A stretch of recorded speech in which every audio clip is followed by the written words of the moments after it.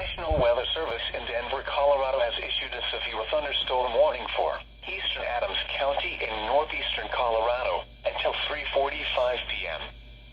At 3:02 p.m. Mountain Daylight Time, a severe thunderstorm was located 4 miles south of Leader, or 31 miles southwest of Fort Morgan, moving northeast at 20 miles an hour. Hazard, $half-size hail. Source, radar indicated. Impact, damage to vehicles is expected. Locations impacted include Shamrock. For your protection, move to an interior room on the lowest floor of a building.